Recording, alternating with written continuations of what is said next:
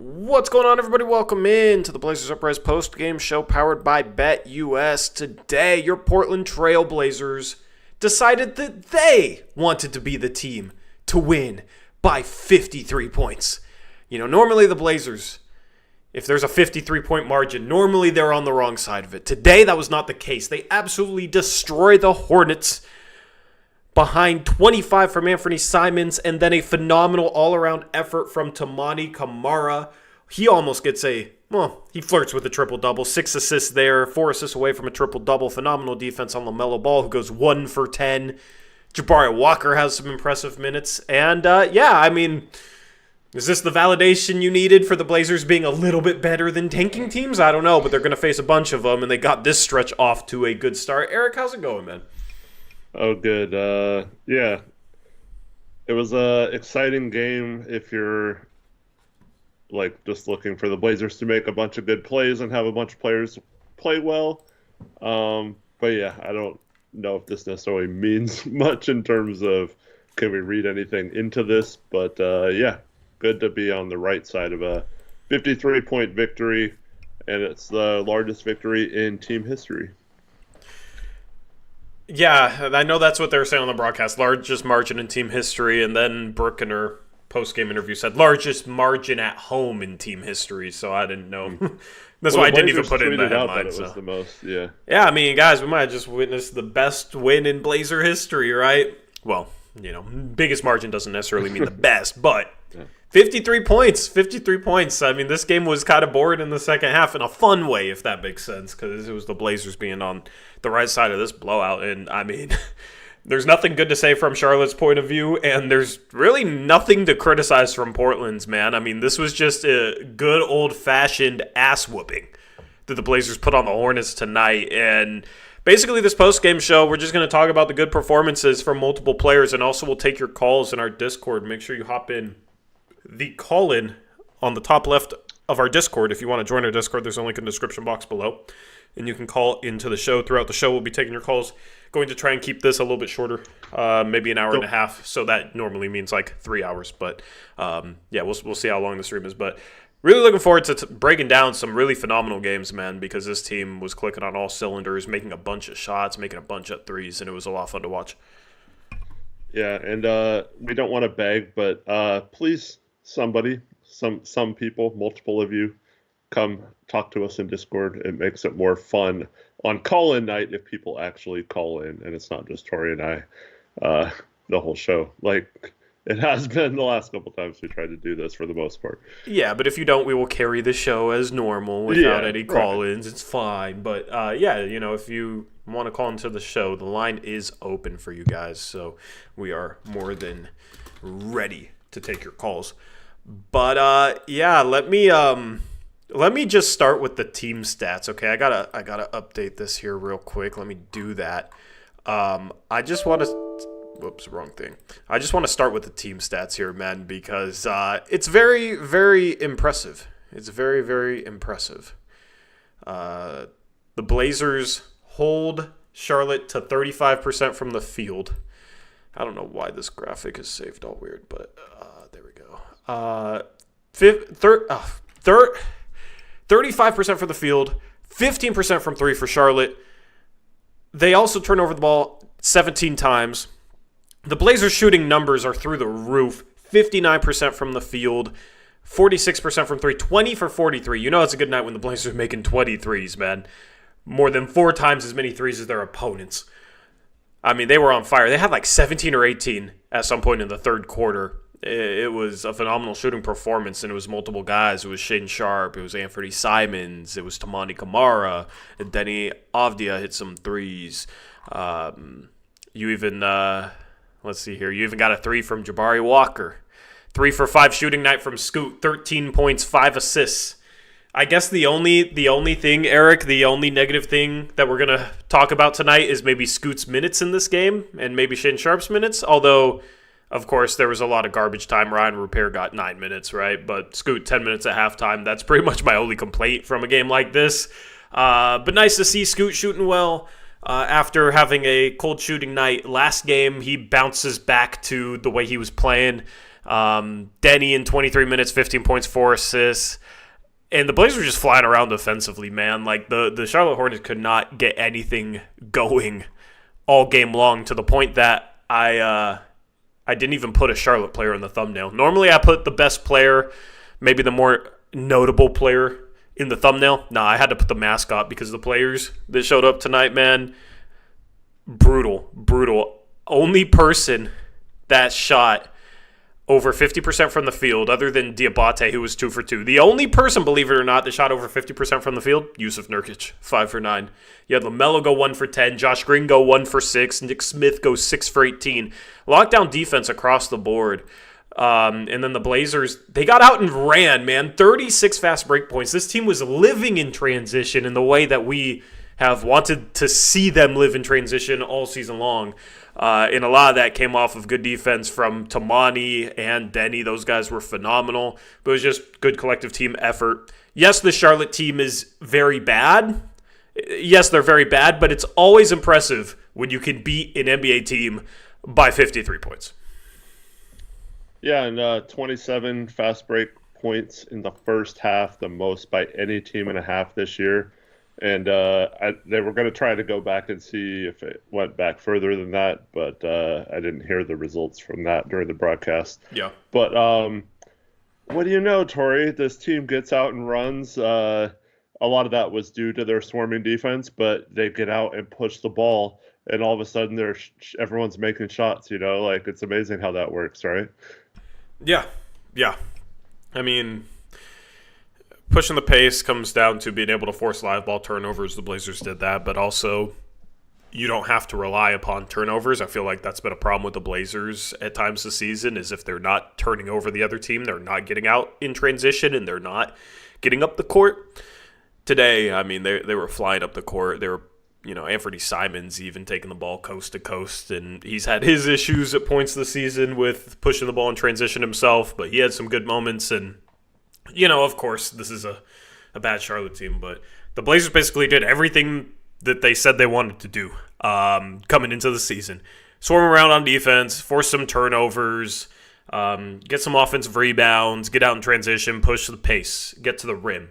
And then they just made their threes on top of that. So really fun game, really fun performance.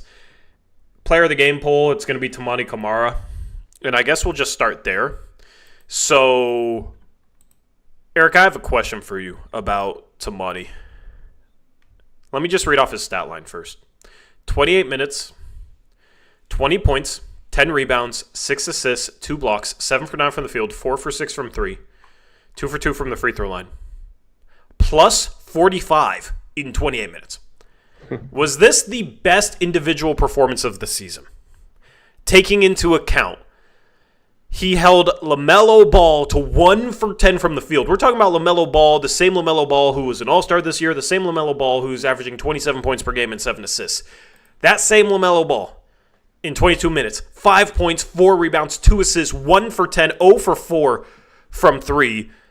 Toumani, not only was he rebounding, 10 boards, not only was he dropping dimes, 6 assists, not only was he scoring the ball efficiently, 20 points on 9 shots, he also completely takes LaMelo out of the game. Like, that was a dominant performance. Was it the best individual performance of the season? Good question. I'm stumped on that. I was just like, because you kind of asked it and then said a bunch of other things. So yeah, I gave you a chance to think about your answer. Yeah, I was thinking about it the whole time. Honestly, I can't think of one that's better. I mean, obviously people scored more points. Some of Deni's stat lines ended up being pretty similar to this one in terms of points, rebounds, assists. Like, it's also just completely taking an all-star out of a game on top of it. Right. Yeah. I mean, I guess that should be the chat poll. Yeah. That should be the chat poll, not player of the game. We know who the player of the game was. And it's saying a lot, too, because a lot of Blazers had good games today. But was this the best individual performance of the season from a Blazer, taking everything into account? It wasn't the best offensive game, but taking into account the special defense that this dude plays, man. We're going to talk a little bit about it, but let me post this poll. You start talking about Deni, man. I mean, just give me your thoughts on him while I post this. Yeah, I mean, Deni did his thing again. Unless you meant to talk more about Camara. I said Toumani, right?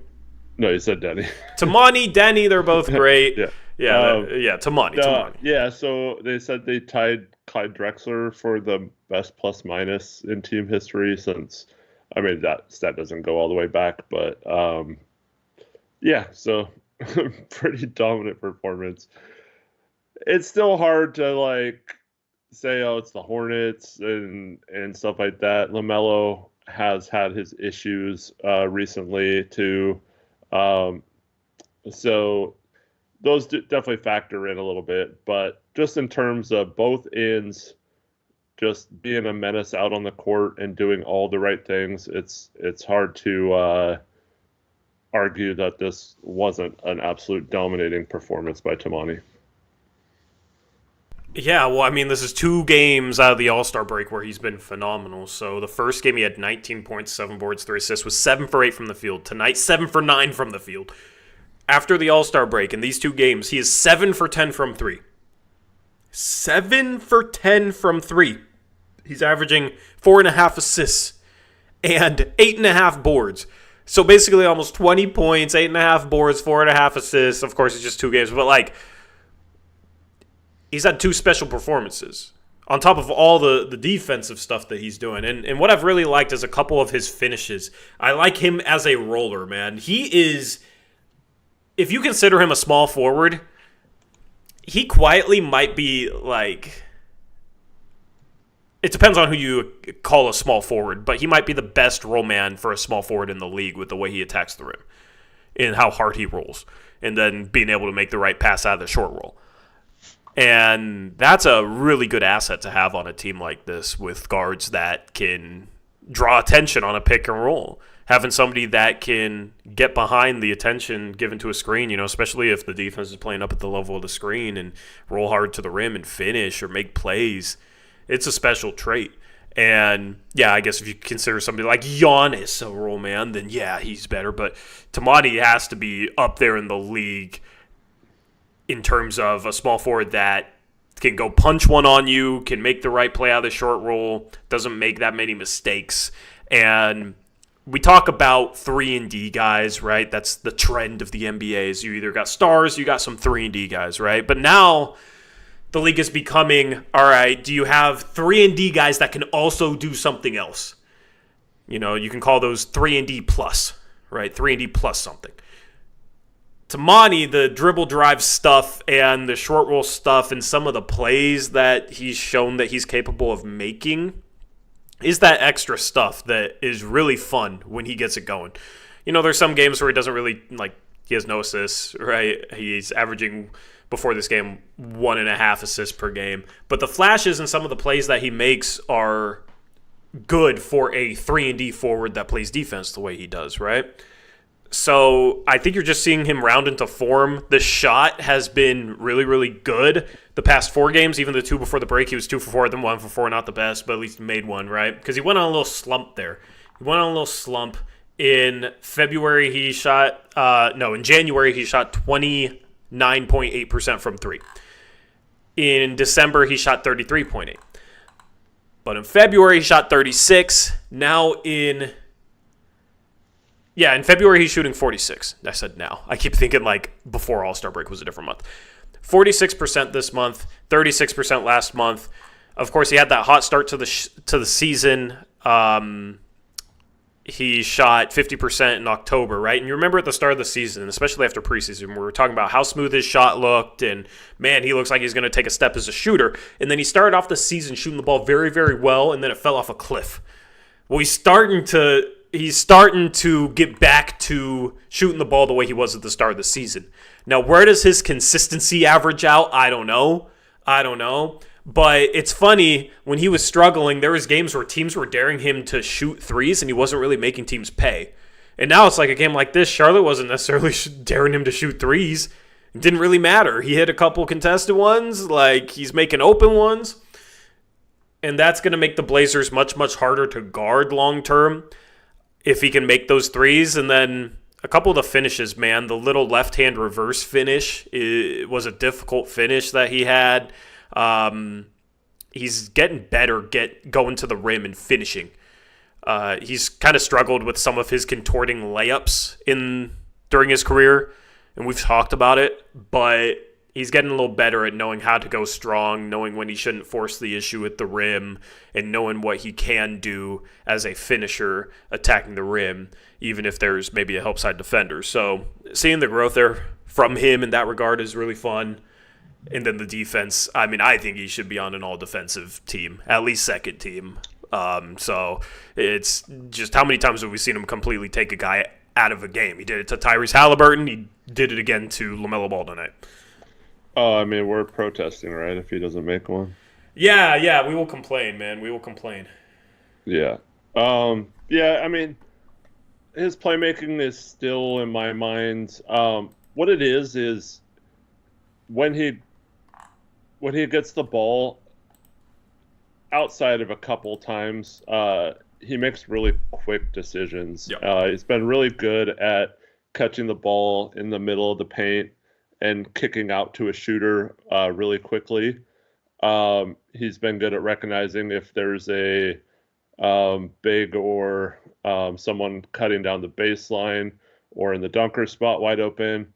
And he's been really good at catching the passes out on the wing spot and then kicking into the corner. But he's doing it like quick and before the defense can catch up. So I think the next evolution would be to start seeing some of that playmaking off the dribble a little bit more, because most of it's just, like I said, quick passing.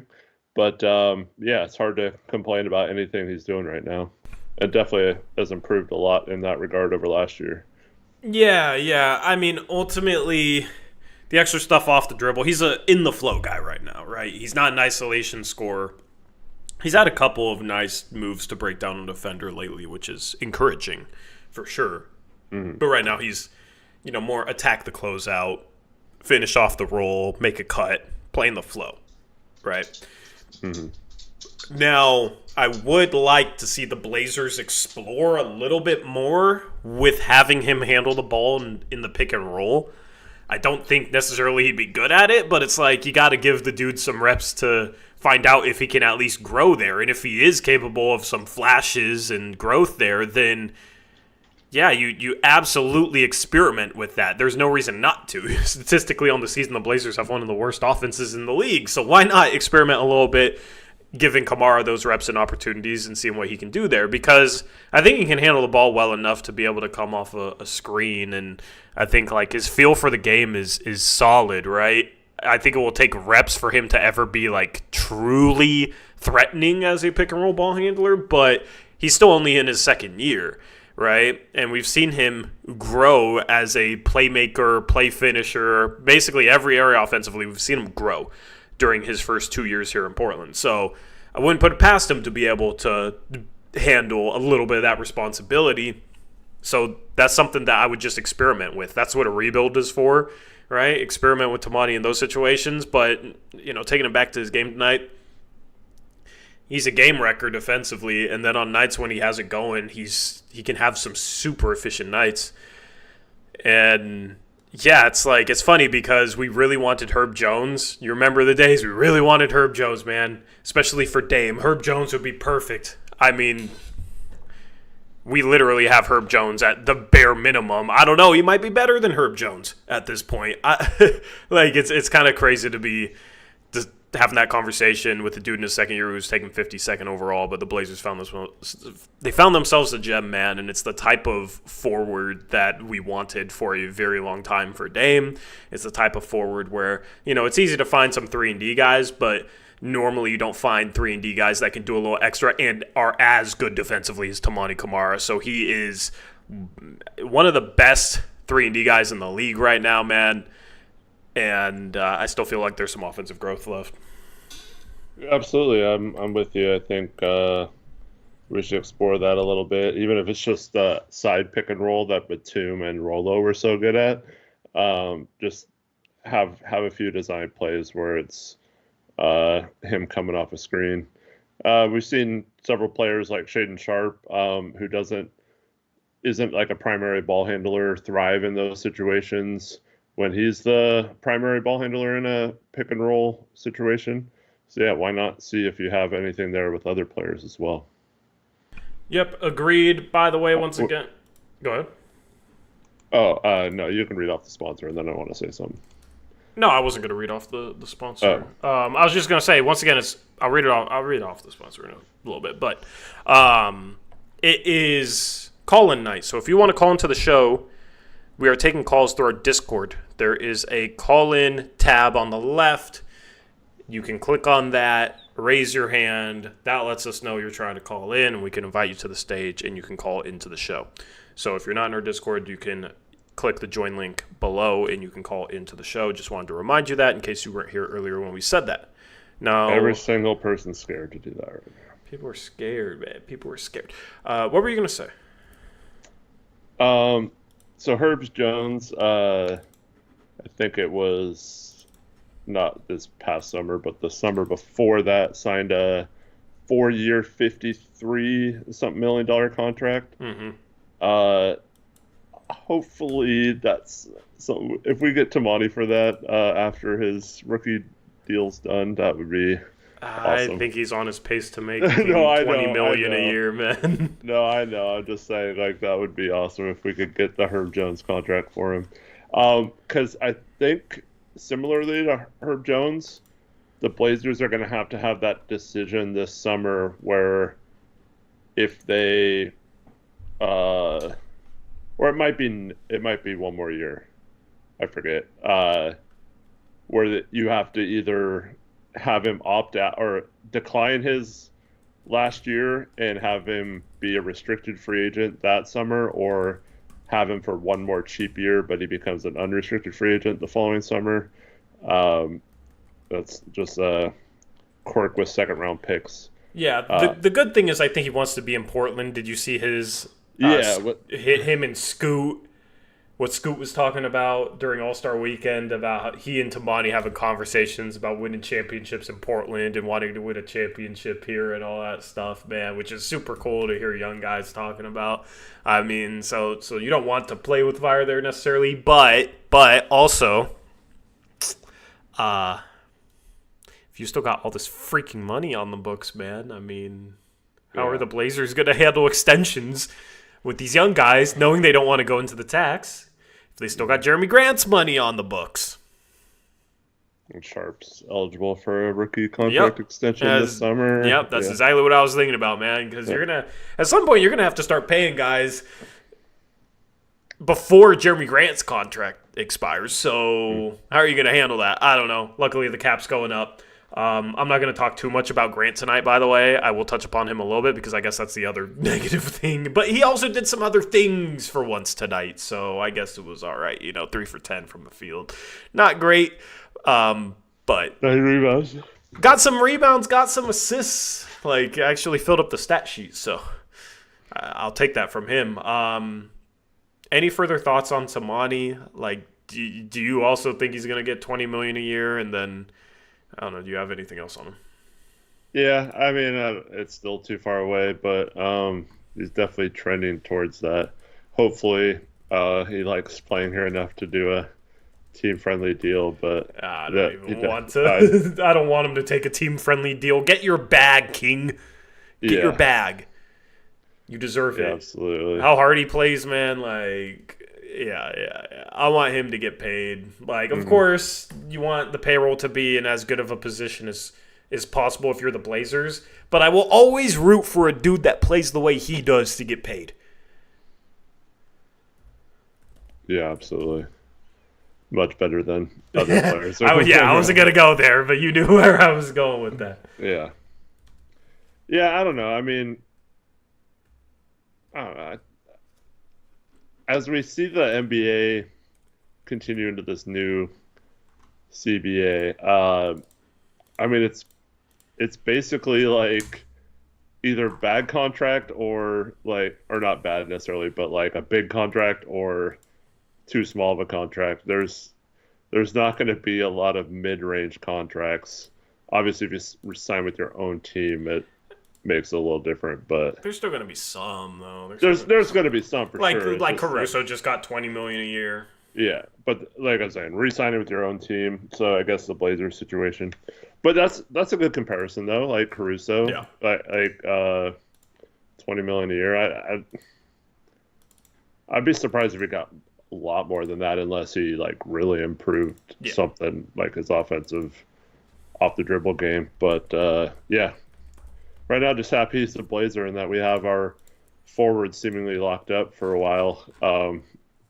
And have this is the first time in a while we have a situation where going to the offseason, you just add as much talent as you can, right? Instead of, oh, we need this and this and this, you know? Yeah, because, I mean, Deni has looked like Deni again. He kind of struggled a little bit before the All-Star break, but he has looked like Deni once again. 2 good games out of the All-Star break. 6 for 10 today, 23 minutes, 15 points, 4 assists, 1 for 4 from 3. Thought he had another 3, but 1 for 4 from 3, 2 for 5 from the free throw line. That got to get better. But the defense and then making plays, one of those missed free throws, he had an assist. I forget who it was to. It might have been Scoot, but had an assist on it, right? Like just doing all the little things, filling up the stat sheet, making winning plays. A couple and ones in there, right? So, you know, it's not like he's getting fouled and then wasting opportunities at the line. He's converting and ones, missed a couple free throws there, but you know that's fine, man. 6 for 10, I'll take that. It's good to see him looking fresh again because I thought he looked a little bit slower before the All-Star break, and I think the All-Star break served him well. He was struggling with that wrist ailment, so really nice to see him playing the way that he played earlier this season too. Mm-hmm. Come on, Johnny. One, I mean, we're past the trade deadline and we're not close up to the offseason, so let's chill on the trades. But, I mean, you're talking about 65, almost $70 million going back to the Kings for one rookie deal player. Like, if we're going to talk about trades in chat, let's at least run them through a trade machine or something. Talking about trades on air, man. Yeah. Johnny, come on, you're better than that. Anyway, go on. Oh man. No, I'm just kidding. Yeah, Deni has been solid. Had a bunch of and one opportunities tonight.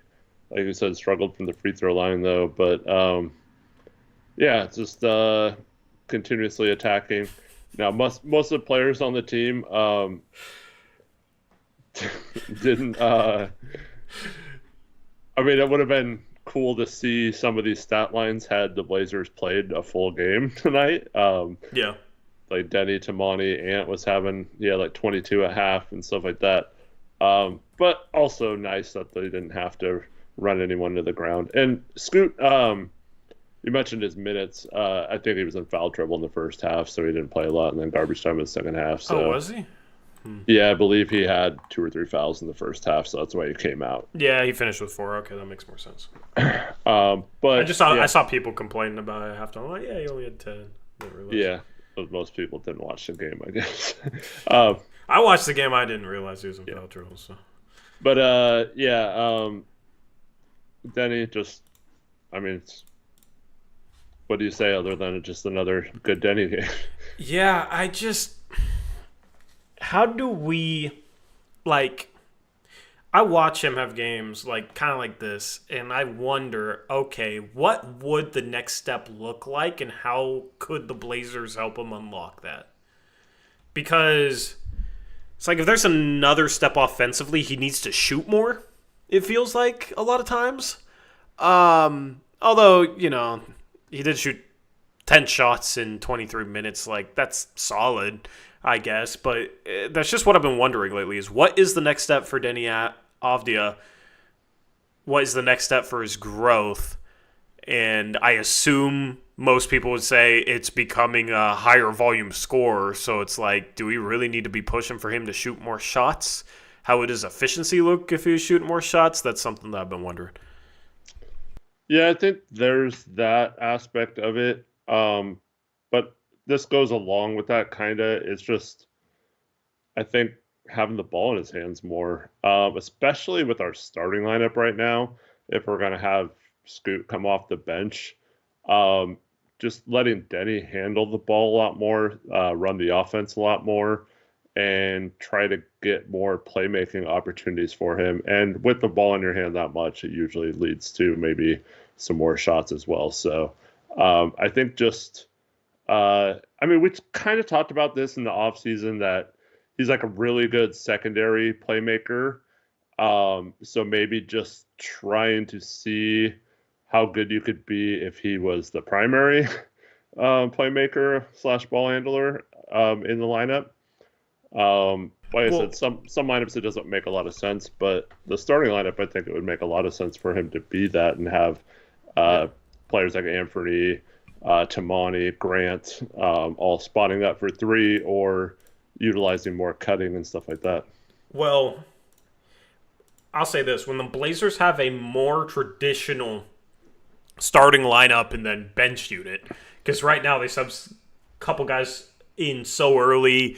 They've done things where, like, they'll sub somebody out 5 minutes into the first quarter and sub them back in 2 minutes later, right? Like, the lineups have been kind of weird. Traditionally, teams will have a more bench-laden lineup at the end of the first and third, beginning of the second and fourth. I think Deni, especially if you have, like, a 9-man rotation, Deni should be the guy that goes out first, unless he's killing it. But he should be the guy that goes out first, ultimately, and then get subbed in with the bench lineup where he can be that main guy, shoot a ton of shots, like have that volume with a bench lineup against bench players and really make his mark with that type of unit is how I would try and use Deni. Of course, he's still going to start and end games, but in between that, right, like you try and line him up with a more bench-laden lineup, maybe guys that can play off him, and then you get his volume that way. And then if he's really killing it there, then, that's great. I don't know if you would then want to play him more against starters or not, but I think they got to find a way to get him a few more shots a game and just see what he looks like with more volume. The tough part is when you have a bunch of guys that should be taking shots, Sharp, Scoot, Ant, Grant's going to take his, Ayton when he's healthy is going to take his, it's like, all right, who do you take them away from? Because they have to come from somewhere. So that's where that type of lineup, you can take him from a bench unit, which makes more sense than maybe taking him from other guys. But I do want to see him shoot more. I do want to see him have a higher volume of threes just to see if he can take that next step. It's just for a lot of guys, it's easy to envision what the next step looks like. For him, it's literally just volume because I don't really know how he takes much of a ginormous step anywhere else. Mm-hmm. Yeah, agreed. But his dump-off passes to Clingan are really nice, man. That one play where Ant passed to him on the roll, and then he had, I forgot who it was, but he had someone sealed behind him, and then he had that nice wraparound pass to Clingan. That was sweet. Yeah. Yeah, and it's also Clingan being in the right spot and finishing those. You know what's funny? Is Ayton's like more athletic, right? But if it's not a lob in those situations, do you notice the difference between Clingan and Ayton on some of these dump-off passes? Mm-hmm. Ayton, it's almost like he's taking a step backwards when he's catching the ball. Clingan, he's stepping into the pass right to the rim and finishing it quickly, right? And for Clingan, it's like, oh, that's so easy. He is a wide-open dunk. But Ayton, how many times do you see him catch a ball and he's not like ready to go to the rim, and he either catches it and hesitates, defense rotates back to him, he doesn't have an open shot, or he'll even like back up too much and not be close enough to the rim or that sort of stuff. I think that's a problem with Ayton, where Clingan is really good at stepping into that dump-off pass and immediately just going right up with it, going up strong, where, yeah, he's open, but we've seen other big men kind of struggle with that, right? And that's kind of a problem with Ayton. If Ayton's even there in the first place, right? Because oftentimes he might space out to 15 feet away on the baseline, and that's where the pass goes because he shoots his mid-range shots, right? So for somebody like Clingan, it's a very small thing that people don't even notice. Like, oh, good pass, yeah, wide open dunk. But he's in the right spot. He's stepping into it. those are little things that helps him be effective as a play finisher, whereas somebody like Ayton, yes, touch on hooks and whatever, but you got to present yourself at the rim and you got to go up strong, like, quickly in the NBA. So it's just funny to think about the differences there between those two. Yeah, I will say Ayton could dunk a little easier than Clingan, though. It was kind of funny because I mean, if he's there, but like this, just the way they attack like a dump off pass is different. I do like that Clingan, like, he recognizes when he should lay it in versus dunk, and he's been doing a much better job about that since he's been back from his latest injury. The funny part with Clingan is, like, his efficiency is getting better, and his efficiency isn't even bad.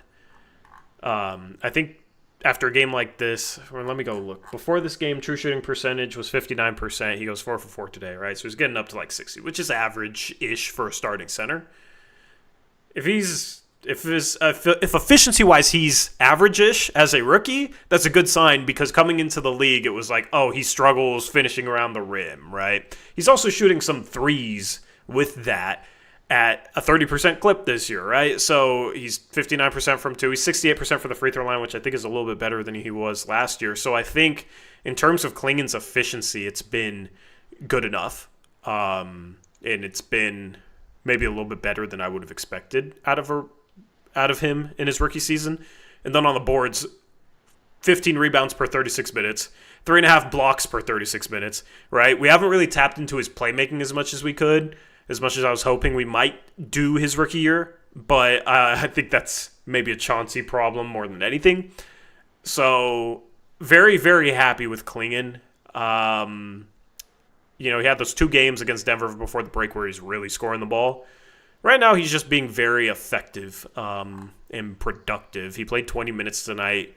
He only had 1 block, but the defense was phenomenal. He was a part of that. Made every shot he took. Only 1 turnover. He did foul 4 times. That's the biggest issue right now with this game. But he's just been very, very solid. Doesn't make mistakes. Plays good defense. Controls the boards. So I'm happy with what he's been showing too. Yeah, and outside of a little bit of issues with reaching and fouling that are easily cleaned up, if you've been like watching the games, a lot of national people probably just look at the box score and it's not a very impressive night, but like he's having an impact on games with just his presence there, and that's been cool to see as well. Just him intimidating other teams. Like Charlotte wanted no part. I know they're not a good rim scoring team this year, but like they wanted no part of going inside when he was in the game. They were settling for mid-range and 3-pointers a lot, and weren't really trying to go in on him or challenge him at all. Yeah. I would like to see him play more than 20 minutes right now. I think he's capable. It's just tough when he has 4 fouls. So find a way to be better there. Let him play. Like, I know he's starting right now, but let him play with the garbage minutes too. Like, just let it, like, almost as a punishment for like conditioning, Not punishment's too strong a word, but you know what I mean. Like, just a little extra cardio. Get him some extra game time. Yep. All right. So your guy Ant, 25 points, was 8 for 6 from the field, 5 for 10 from 3, 4 for 4 from the free throw line. Had 4 assists, 4 turnovers with those 4 assists, 25 points. He shot the 3-ball well. Basically, this was one of those games where he shot the 3-ball well, 5 for 10. He's 3 for 6 inside the arc. Got to the line 4 times. That's solid for Ant. So good game scoring. Would like to see him not turned over 4 times against a bad Charlotte defense. But you'll take the shooting. I also thought he might have had the. I'm not even saying this as a critique. I'm just saying it as an observation, Eric. He might have had the. How do I even phrase this? The most dribbles in a row on a possession of any Blazer all year long. Do you know which play I'm talking about? Yeah, of course, the one he had the assist. Yeah, he finished off. I don't know. I don't even remember the end of the play. It was funny. And like I said, I'm not saying that as a critique. He got a switch and then tried to attack it. It's fine. I just thought that was funny. But he shot the three ball well. And, I mean, just, it was almost like it was an easy 25-point game for him tonight. Yeah, I mean, shot well. Tied CJ for second all-time Blazers history with most 5 or more 3-pointers in a game. So, congrats on that. But yeah, he had a couple of nice drives in the quarters as well. But yeah, just solid game. Didn't do much at half. Had the couple of turnovers there in the third quarter that kind of ruined his stat line a little bit with those four. But yeah. Is it weird to you that he's still here at all? A little bit. I mean, yes and no. Yes, because like it's still weird that like they kept this whole team together, you know. No, in the sense that like, I mean, who couldn't see it coming? You know, like I would have been surprised if we actually moved on from him, considering there's been like no buzz about him having much trade value, you know.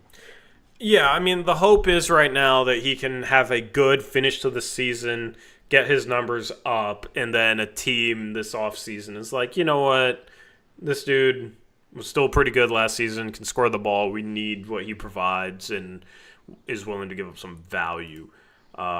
Because I still think, you know, like we're not talking trades anymore, obviously, because we're past the trade deadline. At some point this season, we'll start talking about off-season. Mm-hmm. To get ahead of that a little bit, it's just kind of the same thing. Like, how do you find a way to prioritize your three guards, especially because I think both Sharp and Scoot are proving that they deserve a chance to be the starting backcourt. Like, not to necessarily say they'll both automatically be better than Ant or anything like that, but when you got when you got two guys that are 21 years old right now, playing the way that they're playing well enough where it's like, yeah, these guys are probably going to at least be very, very solid starters, you know, maybe Anfernee level players, and in a rebuild, like, they both will deserve a chance to start next season. They both should start next season.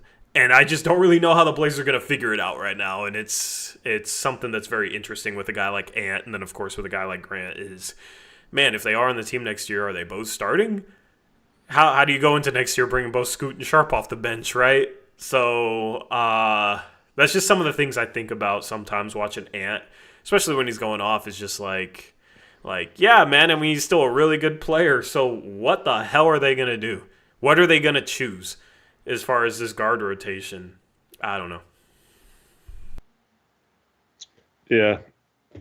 I mean, it's hard not to think about that when you're watching games, but at the same time, like, yeah, they're past the point. Nothing they could do about it this year. Well, this season. This season, yeah. Yeah.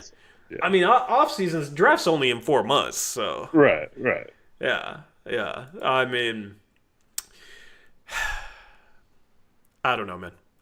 It is tough for me to just like break down a game and not talk about roster moves. I'm not gonna lie, because just in a game like tonight with how little Sharp played, and yeah, they blew him out, so like that's part of it for sure. But also just some of the recent games where Scoot's not playing enough, Sharp's not playing enough. It's still a little weird. To me. But Ant had himself a great game. Let's talk about Jabari, and then we'll talk about Sharp and Scoot, okay? Because Jabari was the other 20-point. Oh, no, Sharp scored 20. But Jabari, Jabari's been playing well. Like, quietly been playing well. He's still not really much of a three-point shooter, but 7 for 10 from the free throw line, 14 boards, 20 points.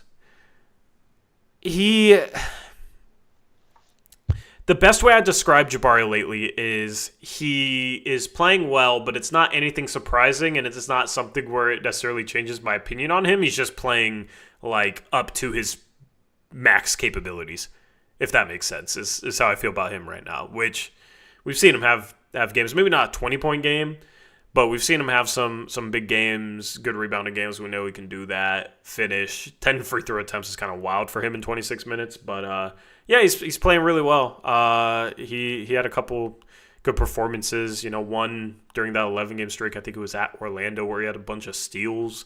His activity defensively off the ball is fun. On the ball, still struggles against quicker players right now, but like as a team defender, I think he's been pretty solid lately, so that's good. What were your thoughts on him tonight? Yeah, I thought he was really good. Outside the 3-point shot, still looking a little weird.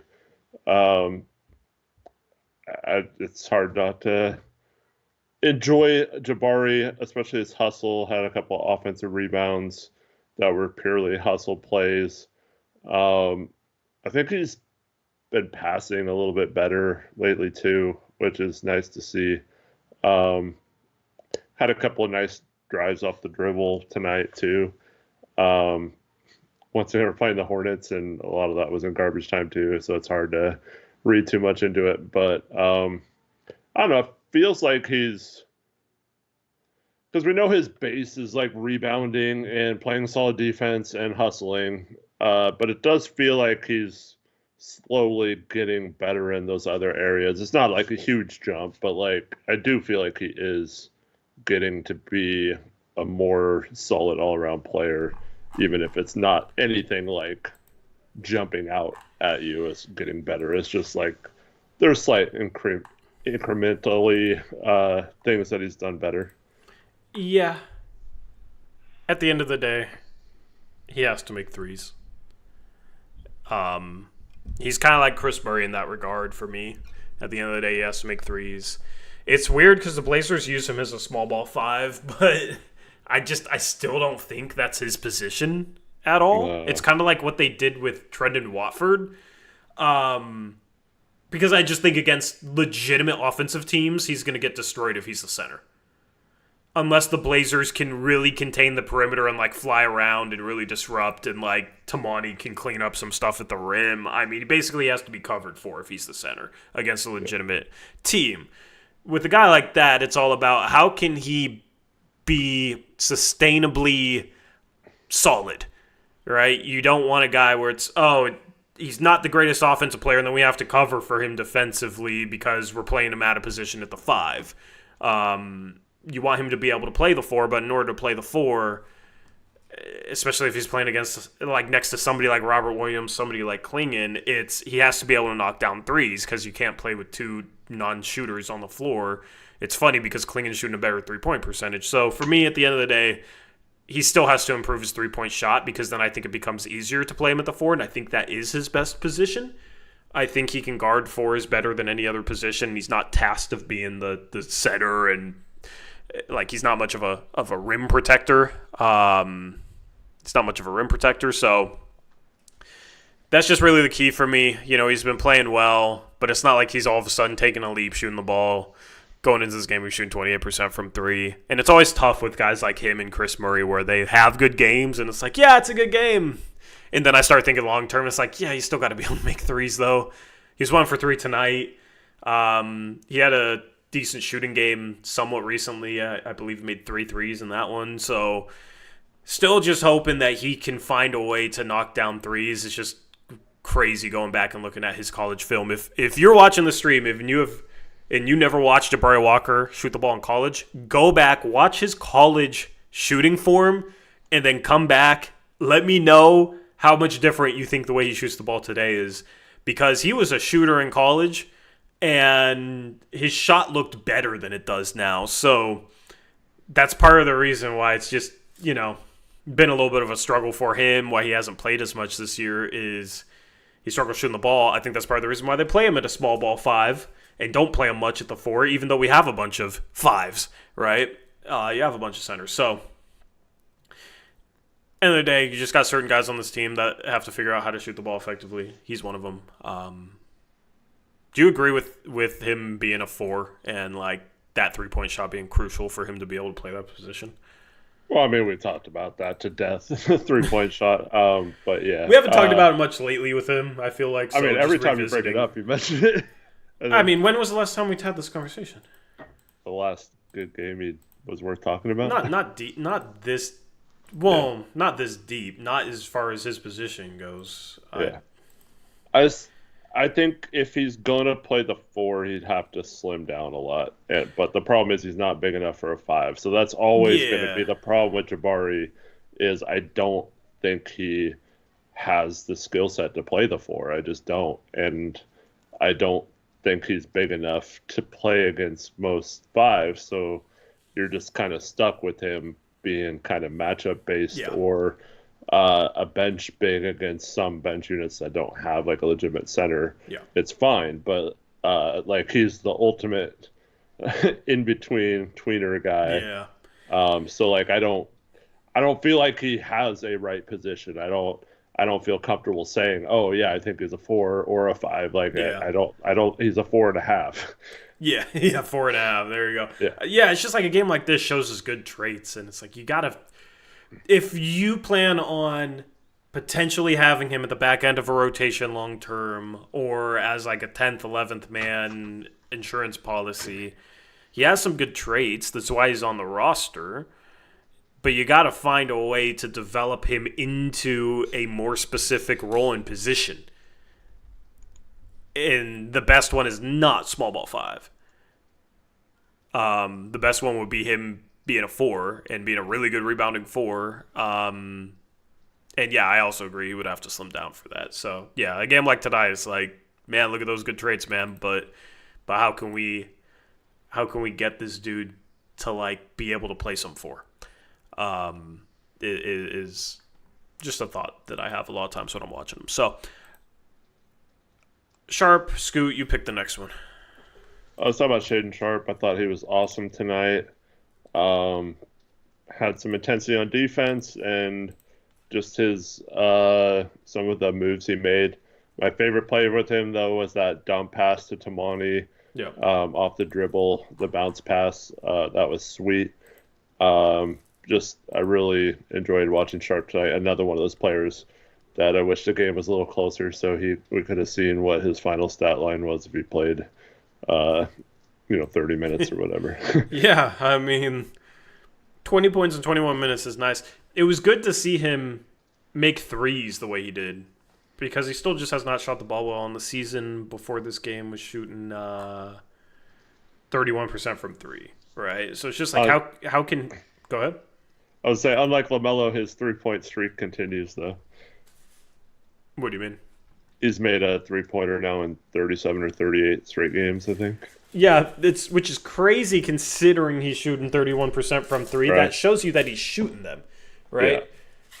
That shows you that he's shooting them. So it's not like, oh, he's not shooting enough or he's not shooting tough ones. He's shooting a good diet of threes. And I don't think he's forcing too many bad shots. I don't think his efficiency problem from there has been due to like really bad shot selection. What's funny is I think the toughest three of the day was that cross-court pass that he caught and wasn't really squared and the defender was close and had to shoot it. I think the shot clock was low and he splashed it. It was nothing but net. That was a difficult shot, man. It's funny because sometimes it's like he'll make the step back three and then miss the open catch and shoot one, it feels like. So 4 for 7 from three, phenomenal. The mid-range stuff, had a couple really nice mid-range pull-ups, great.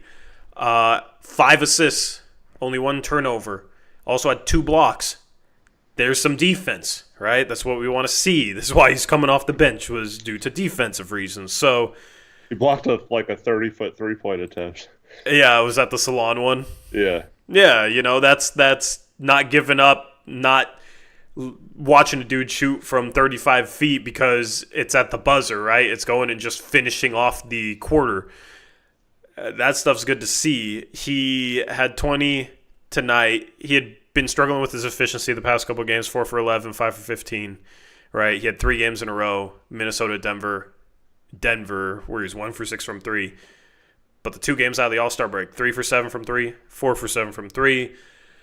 And Yeah, I just think it comes down to, like, can he make a little bit more of his threes, and then just continuing to tap into the creation stuff, because the little left foot stop and pop jumper looks good.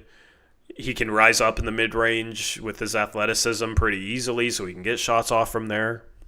At the end of the day, it's rim and threes for him, because the mid-range stuff looks really, really good right now. It's just, can he get to the rim even more? Can he make more of his threes? That's the recipe for him becoming a star, on top of improving some of the playmaking. The last game before the All-Star break, he had 7 assists and only 1 turnover against Denver. That was good to see. And then 5 assists tonight. He's showing some flashes of playmaking at a high level. It's just tapping into that more consistently as well. Absolutely. And Tori, we have someone ready to talk to us, I think. Yeah. Let's take his call after we're done with talking about Scoot, because we're just rolling through all the players right now. So, Embarking Box, we will take your call after we're done with Scoot. I want to also shout out our sponsor, BetUS. You got March Madness coming up. You got baseball coming up in April. Actually, the regular season starts in March. And, of course, you got the NBA playoffs starting in April. It's not NFL season, but you still got some sports. NASCAR just started for you NASCAR heads like me.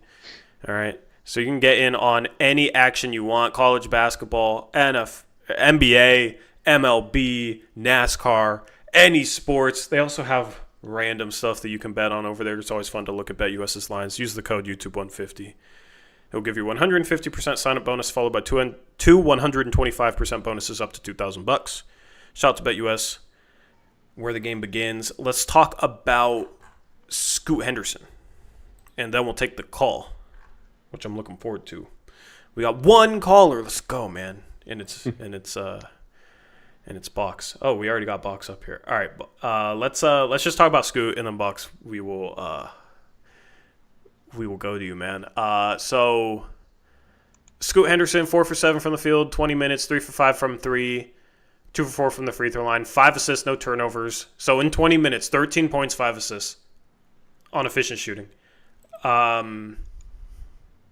Yeah, man. I mean, he continues to shoot the 3-ball well. Eric, what were your thoughts on his game tonight? Outside of Calabro jinxing him on the free throws.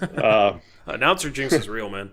Yeah, because Calabro, he even said it before Scoot missed the free throw. He talked about how he had hit 19 in a row, or I think it was 19 in a row, and then said I probably just jinxed him. And then lo and behold, there he goes, missing him. But yeah, I thought Scoot was awesome tonight. Good to see him hit 3 threes. Did a good job. Got to the line, drew a shooting foul a couple of times. Now, like we mentioned earlier, he was in foul trouble in the first half, had 3 in 10 minutes. So just want to see him do a better job of that to stay on the court, because we already know his minutes are going to be lower than we want them to be. So don't self-impose even worse minute restriction on you. Yeah. But other than that, I thought it was a really clean game from him. Thought he was active on defense. Thought he didn't try to do too much, and just made the right plays on offense. So yeah, real enjoying game from him. Yep. I just want to put context to the minutes thing, because people say, oh, he's still getting enough minutes coming off the bench. He's not. This game, foul trouble, so that goes into it, right? So it's not really about this game. I just want to contextualize this. So Blazers have played 8 games in February. All right. He has not played over 30 minutes in any of those games. He has a 30-minute game against the Lakers. That was maybe his worst game, actually, of February, funny enough. All right. And in 3 of those games, including tonight, he plays 22 minutes or less. In 5 of those 8 games, he's played 25 minutes or less. Okay? So he has minutes of 24, 28, 22, 22, 26, 25, 30, 20. When you go back and look at his play in January, starting off with that 39-point breakout performance, right? He had plenty of 30-minute games. He had 5 games where he scored at least 20 points, and also in those games, and 4 of them had at least 6 assists, right? So he was having some massive, massive games. Massive games. And then Orlando, he gets brought back to the bench. He fouls out in 14 minutes, so doesn't have a big game there. Okay, he's kind of bouncing out of the lineup. Now he's back to the bench permanently. I just think that's the problem with bringing him off the bench under Chauncey Billups, man. It doesn't really apply to tonight because of the foul trouble, but he's just not playing enough minutes. He's continued to play pretty well off the bench. He should be playing, when he's playing decently and not in foul trouble, minimum 30 minutes, and that's not the case. And that, to me, is a problem. Yeah, I agree. I don't think anything, despite what the Blazers' narrative is about, I'm sure you saw this yesterday, Tori, from practice, that they still believe they can make the play-in. Despite that... I actually didn't see that. Oh, no, it was, that was their message from practice yesterday and retweeted by the Blazers account. I saw the retweet, yeah. Outside of that fake narrative, which we could talk about later, I guess, but dude, the rest of the season is all about Scoot and Sharp and Clingan, in my mind. Nothing else matters other than getting them as much opportunity as possible. We know what Toumani is. We know what Deni is. We know the vets. We don't need to see them score like Anfernee, for example. We don't necessarily like him scoring 25 in a game matters very little in terms of what is going to happen this offseason or his value or whether he's staying on the team or not. Like none of that stuff will affect that process or that what needs to be done this summer, other than seeing Scoot and Sharp and Clingan develop their games into better players. And that's crucial for our long-term development. So those 3 guys need to be the focus the remainder of the season. And it should be all about them, and everything else should be secondary in my mind. So I have no issue with him playing 30-plus minutes a game. But if he's not, and Sharp's not getting those minutes, outside of a 50-point blowout, we're going to have issues, right? There's no reason for those guys to not be getting the reps right now. Why would you sell out their development to sell out for a 10 seed? Like let the 10 seed happen naturally as part of the rebuild by valuing these young guys. Fine. Why would you sell out for that at the expense of these young guys and by cutting their minutes? Especially when they're playing well enough where you could probably just have as good of a chance by giving some of Jeremy Grant's minutes to Scoot Henderson. You know what I mean? Yeah. Like, why are we so obsessed with a 10 seed where to even make the first round of the playoffs, you'd have to win 2 games in a row on the road just to make a first round series where we most likely get just completely swept out of the playoffs? Bro, like, fans wanted to run away from being first round fodder for years. Now we want to sell out for the opportunity to have the opportunity to be first round fodder. It doesn't make sense. It does not make sense. They are even close to the play-in. The 10 seed is 500 right now. In order to go 500 on the season, the Blazers would have to go 17-8. There's a good chance, like the 9 seed's above 500, there's a good chance the 10 seed is above 500, and the Blazers might not even have a tiebreaker. So they might have to go 18-7 or 19-6. Guess what? That's not going to happen. They just lost 4 in a row. They just lost to a depleted Lakers team on the second night of a back-to-back at home. They lost to a depleted Timberwolves team by double digits. Denver thrashed them. They got a really tough schedule coming up in March. They're not going to make the play-in. They're not going to make the play-in. It's cool that they believe, but it's freaking ridiculous. So you got a couple easy opponents coming up. They're going to mess up their lottery odds because they have this dream of being a 10 seed. Okay, whatever, man. But at the end of the day, like, you got to play Scoot more. You got to play Sharp more. It's that simple, right? And then try and win games. Fine. Okay, I respect that at this point. Try and win games. with Scoot, with Sharp. Yeah. Also, don't lose 4 in a row if you have those dreams. Yeah. Play better in those 4 games. Did you hear Calabro at the beginning of this game? No. I kind of zone about sometimes. So maybe I did. I don't know what you're referencing. He was pushing the Blazers have won 10 out of 15. I'm like, yeah, but they lost their last 4. They won 10 out of 11. That's not good. Yeah. And then he made a joke about it just depends on how you look at it or whatever. Yeah. But it's like, for me, Eric, it's like, you can't lose to Minnesota on the road when they don't have Anthony Edwards and Julius Randle if you want to make the play. And Gobert. Yeah. And Conley. Yeah. You can't lose that game if you want to make the play-in. And they got outscored by like 20-some points in the fourth quarter. That was like the writing on the wall. Like, oh, yeah, I mean, there you go. Same old Blazers. And then they lose back-to-back against Denver. Okay, cool. They destroyed a terrible Charlotte Hornets team tonight. They're going to have to beat good teams on the road. They still have not proven they can consistently do that. Not even close. So that's just unfortunately the reality of it, okay? It's fine. It's completely fine. I'm not saying this even as a negative thing. That's just the reality of where they're at right now. You don't sell out for a play-in at the expense of Scoot and Sharp.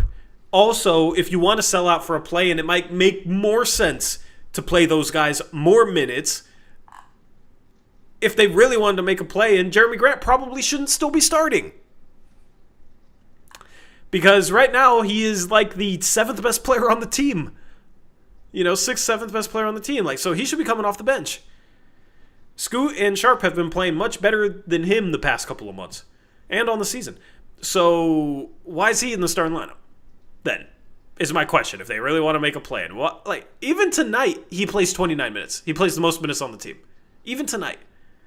So it's just backwards. It's weird. Yeah. Why are the vets starting? Cronin obviously isn't showcasing them. I mean, I tried to tell you guys, they're not showcasing vets. It doesn't really feel like it. I don't think like showcasing is really as much of a thing as people try to make it out to be. So, Anyway, end of that conversation. Let's bring on Embarking Box, who has been in here just muted. You can unmute now. What's going on, man? How you doing? Yeah. Thank you for calling into the show. Yo, what's up, guys? I think Box is at the game tonight, right? Oh, yeah, of course. Yeah, I gotta. Yeah, I was at the game. Nice. Yeah, can you guys hear me all right? Yeah, you're good. I had to turn you down a little bit, but you're good. What's up, man? Okay, cool. Yeah, no, it's weird. It was being back in Oregon for like the first time being able to go back to games. The vibes and mood are just so weird because it's like the first time I've been able to go back to games since like pre-COVID and everything, and it's just like it just kind of feels like soulless in there. Like the winning doesn't even feel like winning. It's just like, okay, we did something, but where are we actually going? Yeah, there's not the same buzz there used to be. Also, shout out to you for becoming a Vancouverite. All right, my brother. Oh, we're getting close there. Unfortunately, I've been. I thought you were moving to Vancouver. Soon. I've kind of on the move up. Kind of things got a little jumbled, and I'm now in like East Portland kind of area right now. But we'll be getting there soon. We gotta get you. Hitting you up on like housing and stuff. Yeah. We gotta get you up to Vancouver, man.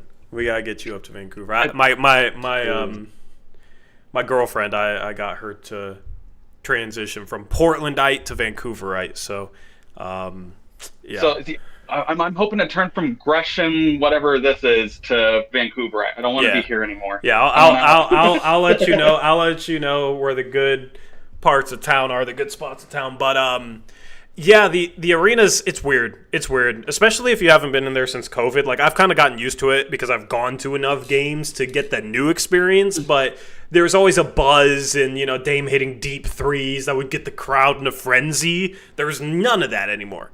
Man. No. And it's just a completely different feel in Moda Center. So, it's interesting to hear your words on that because, it just kind of like gradually went that way for me because I've consistently gone to games. But if you haven't been to a game since back before COVID, yeah, it's a drastic difference.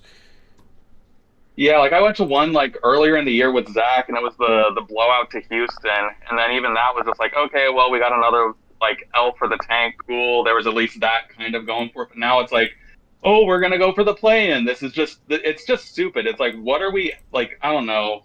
It's very frustrating, and it's like I've already resigned to the point to like already scouting prospects in that like 8 to like 14 range because I know somehow we're gonna screw this up.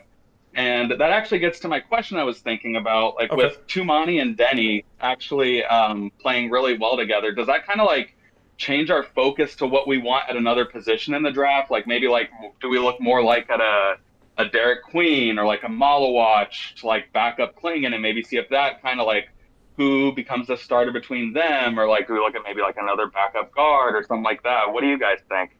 Eric, I'll let you answer that first.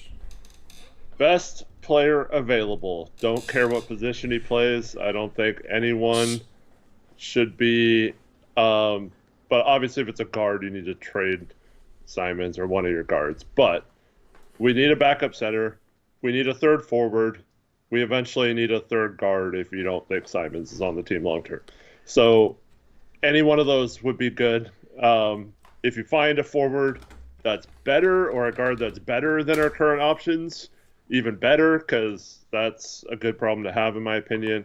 But just take whoever is the highest rated player on the board. Does not matter position for me. Here's the problem though for me.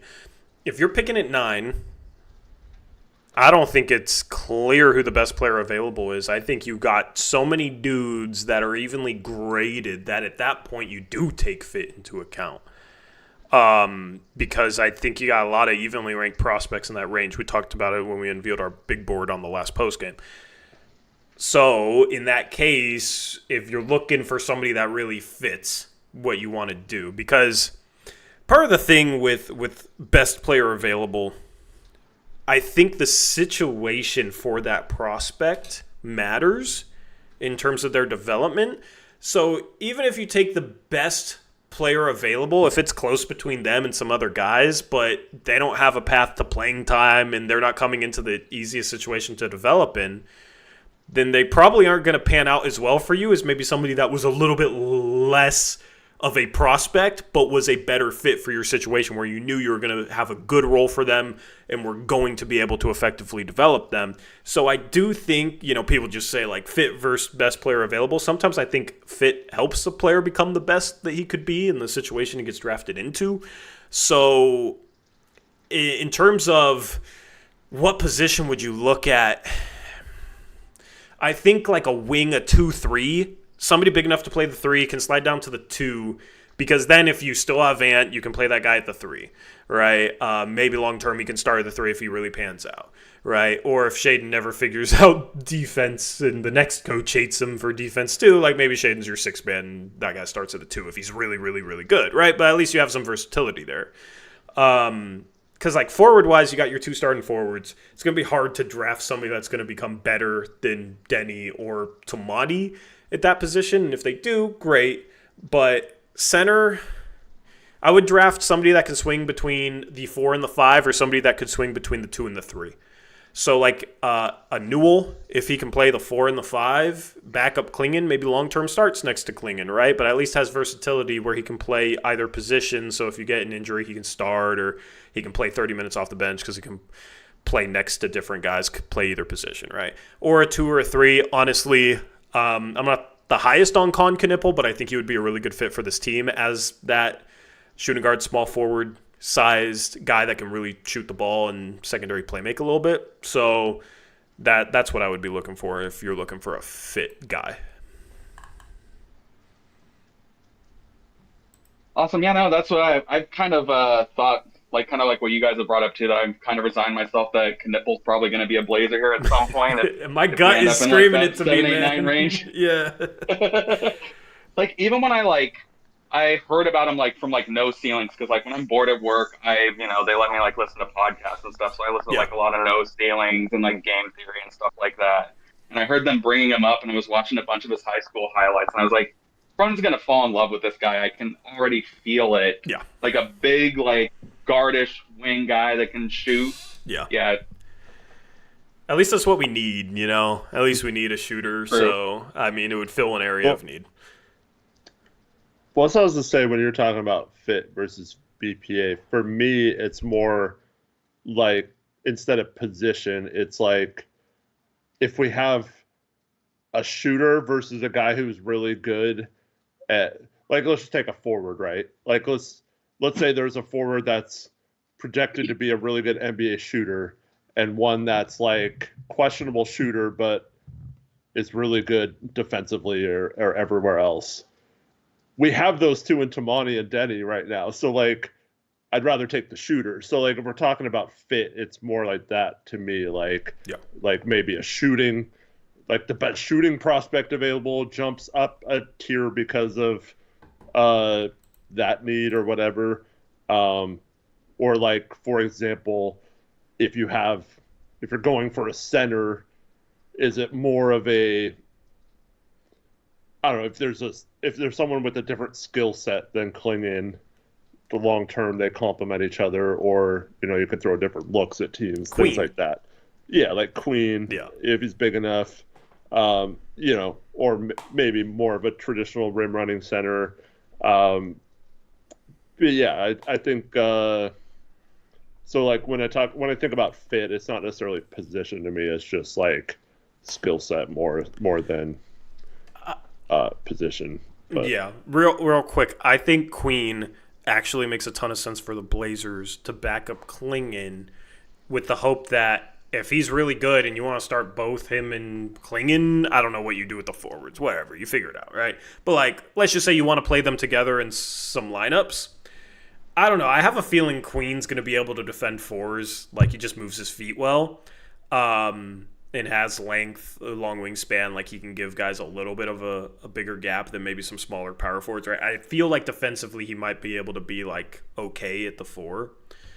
The question is just, all right, you need one of Clingan or Queen to be able to shoot.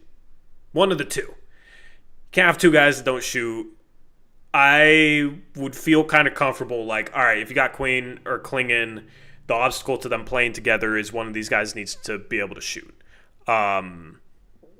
So, you know, it's better than trying to bank on only one of them being able to shoot. It's easier when you have two guys and you only need one of them to shoot. Yeah. So Brian Tadovich in chat says, a backup with the first, no way. Do we want to draft or waste a first on a backup center, though? I wouldn't. What?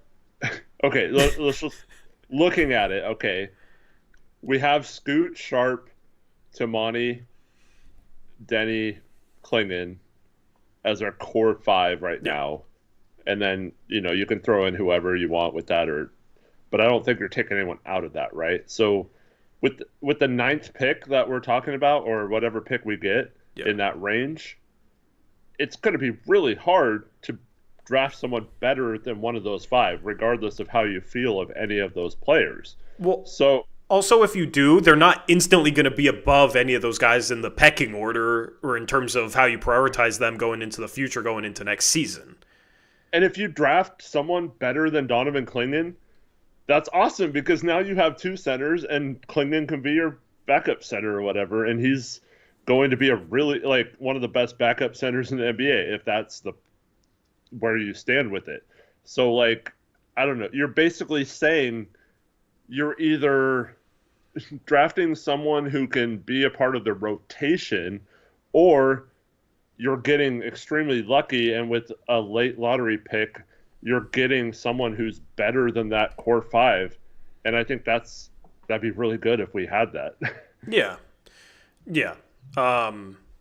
Then the tough part is, you can just draft for upside when you have Cooper Flagg on the board, of course. Dylan Harper on the board, of course. Right? But down at 9, a lot of the potential superstardom of these prospects is a lot more far-fetched, that you have to take into account, what if they're not a future superstar? Are we just completely throwing away a pick or not? Because you're talking about minuscule possibilities that you're going to find a future superstar at 9 or 10. Yes, there's examples, but nobody thought Devin Booker would be as good as he's going to be, right? So you got to take into account, like, what if these guys don't pan out? You don't want to completely throw away a pick. And you're just splitting hairs with a lot of these guys far-fetched 100% upside anyway, so you should start taking into account their lower outcomes. So he says, I would draft for a potential superstar. Yeah, like if we can draft a potential superstar at 9, that's great. But like, how realistic is that? Yeah. Like, you have to get lucky that the guy you pick turns into a superstar. You're not drafting someone like the Devin Booker thing you mentioned. Like, they didn't know that Devin Booker would be this good. Same with like Klay Thompson when the Warriors took him at that. And that's exactly what I'm talking about. You take the player, and if he turns into that, great. You take the player you think has the most potential to be a star, of course. But I don't understand what your argument is, because of course, any team that thought a player was going to be a star, they would take him at 9. So it wouldn't matter what position he played. So also there's a lot of upside traps at that point in the draft. The guys that seem like they have the highest upside are normally the guys that are also the most raw and might be the worst picks. That's how you end up drafting Thon Maker at 10. That's how you end up making those types of picks, right? Like a lot of the guys that have become stars are guys that seem like they were maybe a little bit less in terms of their upside, but had higher floors. That's Devin Booker. That's SGA is another example of that. Right? Like, he was good coming out of college, but nobody thought he'd be this good.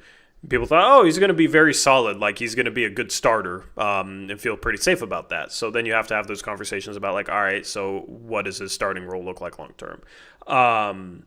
It's just so noisy at that part of the draft. You can't just take into account only upside. Because you just don't have enough upside at that point of the draft to be able to do that. And also, it's like there's just so many examples of teams swing for upside and completely screwing themselves over. There's probably more examples of that, swinging for upside and it never hitting, than there is swinging for the guy that's the raw high upside project and them actually panning out. If there was a Giannis in this class, yeah, I'd take it. But Kawhi was a multi-year college guy. Dame at 6 was a multi-year college guy, right? They weren't necessarily seen as they have all this enormous upside. They were older prospects, right? So that's the tricky part about drafting. Listen, if Giannis was in this class, I would be saying the Blazers need to take him, a power forward-sized point guard, basically, that moves the way he did. Yeah, you absolutely take that at 9 or 10 if you're Portland nowadays, right? But there's no Giannis. There's no player that plays like that in this class. So anyway, Box, you got anything else for us, man? I appreciate you calling in.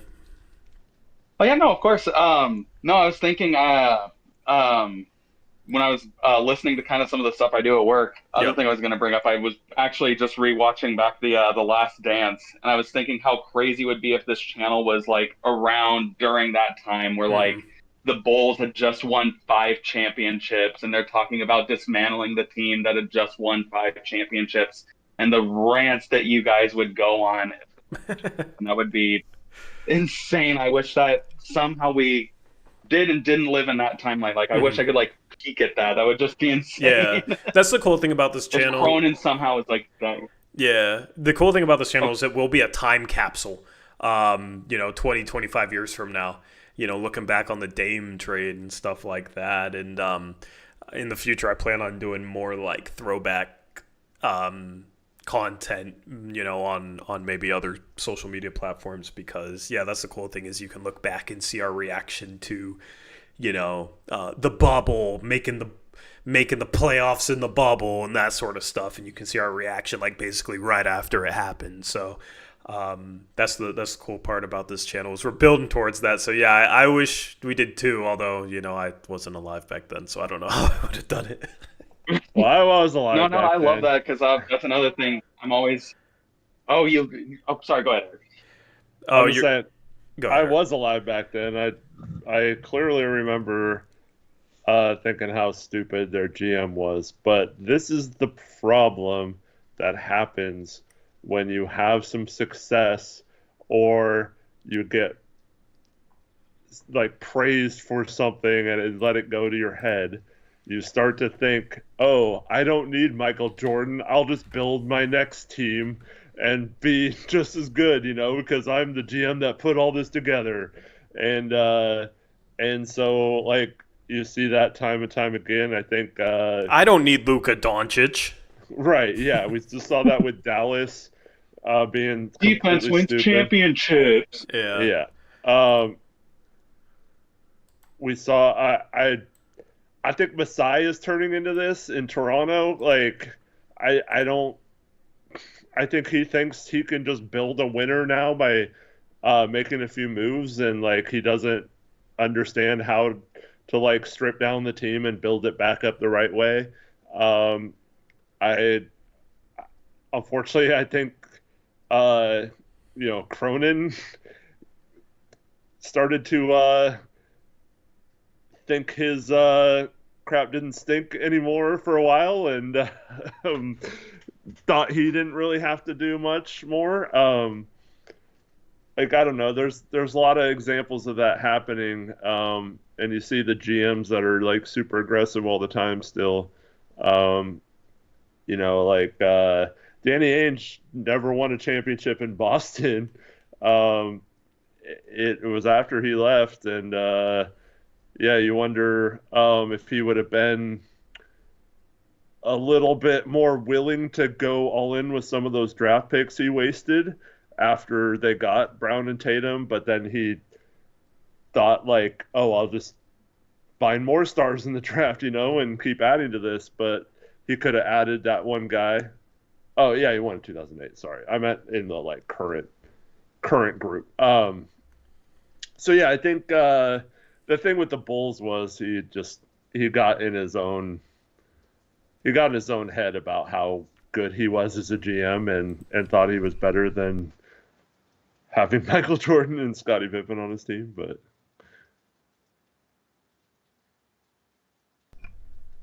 I can only imagine Cronin with that type of like winning, because he already like with the winning streak, how he had that 10-game winning streak, right. He was puffing his chest out, and he was like acting like he was the king of Portland, and it's like, yeah, we're up, and it's just like, I can only imagine if they haven't even won one championship, he would act like he's like walking on water, like he's like Jesus who came to Portland or something. I mean, if he can win one, I will sit here and say, yeah, he can walk on water. I will. Oh yeah. Oh, me too. Yeah, like, I don't care. You win a championship. Like, it's just, you gotta build there. That happening. Yeah. With him. What'd you ask? Oh, I said the faith of that I have in that happening with him is like zero. Yeah, I mean, it's hard to have faith in it happening with anyone running this organization, right? It's just a tough ask to begin with. It's just about, I mean, how do you take the right steps? And you got some young talent. Okay, they're going to take some steps, but how do you take steps on top of that? You can't just say, oh, yeah, we got some young talent. We're good to go now, and then just hope that they all pan out, because basically Scoot and Sharp have to become the best case versions of themselves right now as this organization is built for this team to ever have a chance at competing. And it's like, you still need a little bit more young talent. You need more assets to be able to trade for a star if Scoot or Sharp doesn't pan out to their 100% outcome. So that's where you can take those additional steps to put yourself in a position where you're not just relying upon the best case scenario with what you already have. That should never be the case. You should always be able to, if certain guys don't pan out, oh, you got some assets you can trade for a guy, or you got some other young talent, so you don't need everyone to pan out. That's kind of the problem with their rebuild right now, is they have basically all their eggs in the Scoot and Sharp basket. They're not even playing him enough minutes. They got vets stuck in front of them. They're not accumulating assets to make it easier for them. And it just makes it tough it's going to make it tough for them to actually reach contender status. So, anyway. Yeah, I was also going to say, yeah, I mean, if Cronin wins us 5 championships and then wants to dismantle the team, I'd just be happy we won 5 championships. So it would suck to dismantle a team, but I would be very happy with winning 1 championship, let alone 5 in that situation. Yep. Same here. Anyways, my phone's at like 3%, so I'm probably gonna get out of here, Yeah, guys. I yeah, just yeah. wanted to We're say gonna. thank you so much. I'm probably speaking for a lot of people in the chat as well. I just want to say thank you so much. Like, I wouldn't, over the years of being around with the channel and everything, I've learned a lot from you guys, and I really appreciate it. Like, I look at the game completely different than when I used to. I was so casual with like so much of like my basic knowledge of the game and stuff like that, and just listening to you guys over the years, it's really started to like change how I perceive the game. I just really appreciate it. Appreciate that, man. It's always cool to hear that. Appreciate you calling in. We appreciate you, Get Box OG. get your phone on a charger, and I'm glad we could effectively Yes. brainwash you. No, I'm just kidding. Culty confirmed. Colt is working. Yeah. Anyway, have a Bye, good guys. have a good rest of your night, and then we got Alex Wolf. I know, although Box doesn't sound like a kid. I heard only kids listen to us, and we. Oh yeah. Kids. Nobody over the age of 18, apparently, according to Reddit. I think Reddit lied, Eric. All right, we got Alex, the Cavs fan. What's up, Alex, the Cavs fan? How's it going, boys? It's going good. Are man. How you- you doing? Okay, are you more? Because you came on here and were upset about your Cavs losing a couple games, even though No, he was upset about. about them winning too many games, remember? It was the Atlanta losses that definitely set me over the edge. But yeah, Are you like back to being cool now with your team? Like, how are you feeling right now, Alex? yeah, I'm super excited. Especially, it's no secret. I don't like the Knicks. I hate James Dolan. I hate Stephen A. Smith. So last night I was just so giddy watching that game. It was a lot of fun just watching them, just especially after the 2023 series in the first round where we just got completely outmatched in the playoffs. So yeah, it's been exciting, man. Especially here in Cavs Nation. I mean, this is the most excitement I've seen, obviously, since the 2016-17 era, where you go to bars and you actually see Cavs games on, which is really cool because this is more of like in Cincinnati, it's more of like a football, baseball, pretty much everything else besides the NBA city. So it's really cool to see the excitement back after all these years. Yeah, I bet, man. I bet. All right, we let you get your Cavs propaganda in. What you got for? Wait, real quick. Chris is going to bed, and he had a member message from the beginning of the chat. Oh, sorry, we missed it. Chris asked member for 48 months. I saw it earlier. I forgot to read it. I gotta get better with that. Says the Hustles from Brussels with a casual 20-10 and 6 with a steal and 2 blocks while guarding the opposition's best player. What's the ceiling? Great question. I feel like we had that conversation. What's the ceiling? I mean, I think like probably a 16, 17 point per game guy that can get you 3 or 4 assists and play phenomenal defense. Like OG Anunoby maybe. Is that a good comparison for his ceiling, Eric? Yeah, I think that's legit. Yeah, I mean that's a pretty good ceiling. And the thing is, I feel like that's not completely unrealistic either. Some guys' ceilings is like, yeah, that's probably not going to happen. I don't know. I think he has a chance to be that good for sure. So thank you for the member message, Chris. Appreciate you. And then, so we're Cavs propaganda, Cavs Uprise there for a second. What do you got for us, Alex? What's up, man?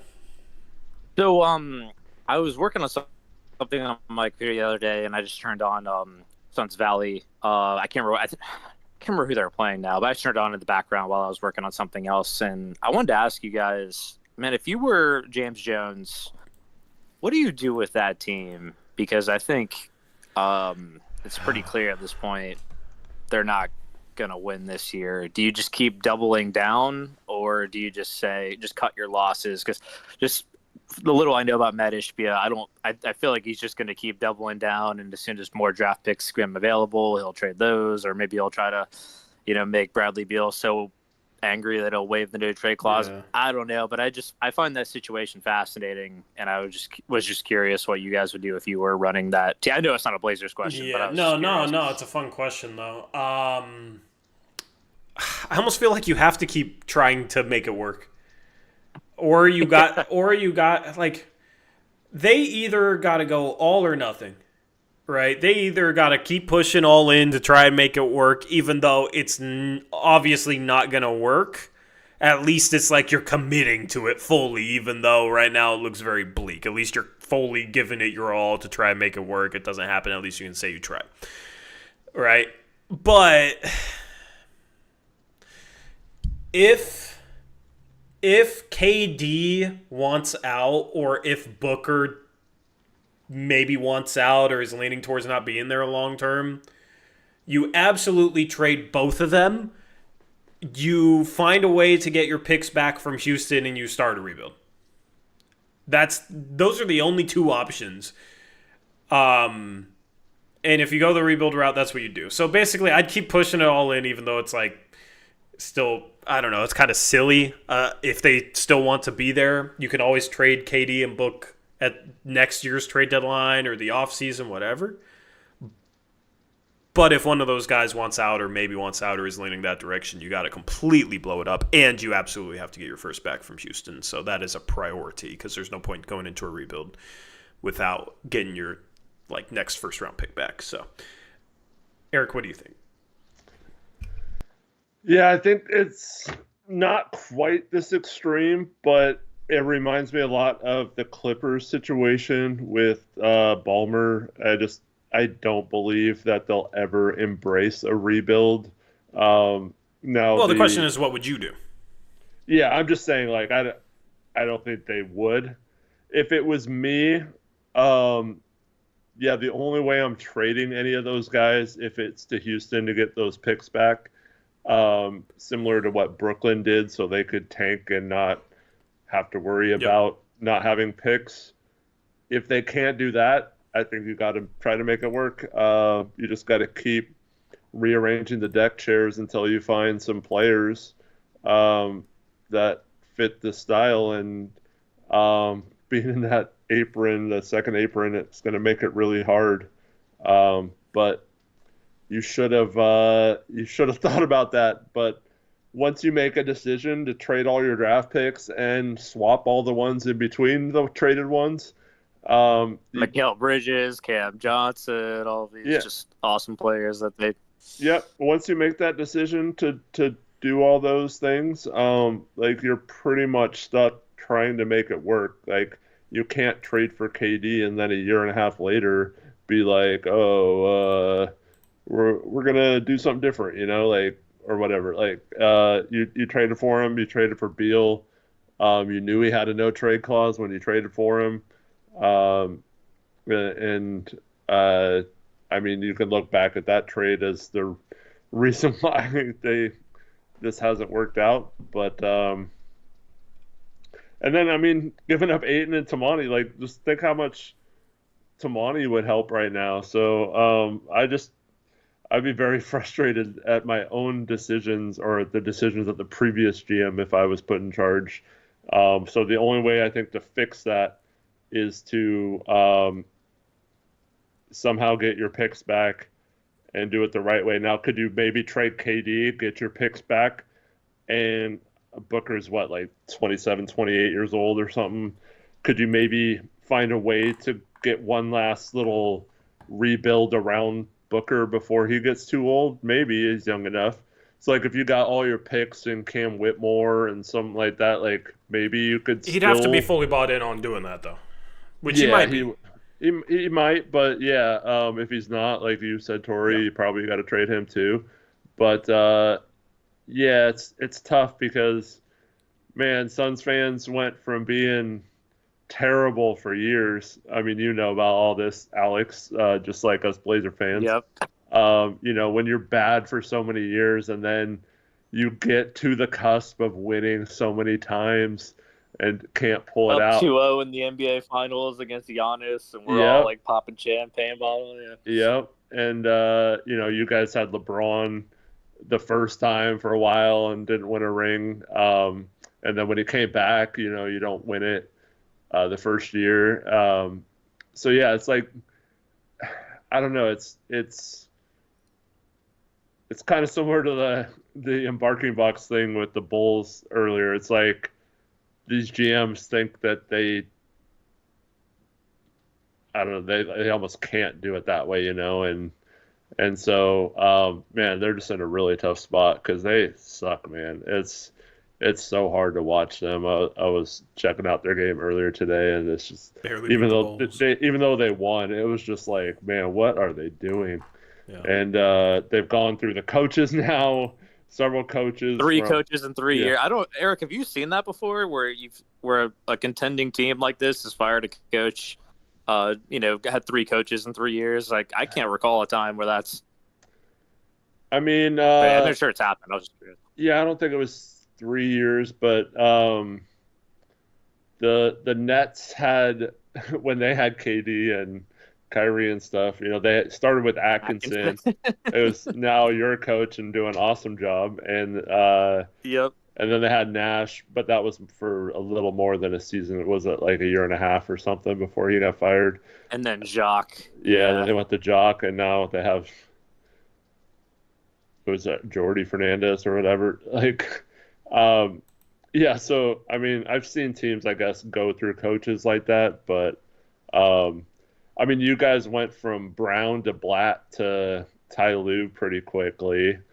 Yeah, I remember Mike Wilbon. I'll never forget that day. It was a weekday where they fired Blatt when we were first in the East, and Mike Wilbon absolutely just tore us a new one. Like, that a coach could be first in their conference and just get fired. I'll never forget. I mean, I agreed with it. I mean, I didn't think Lue was going to do as well as he did, but yeah, Blatt was just. I remember just like banging my head on the wall with how baffling his decisions were.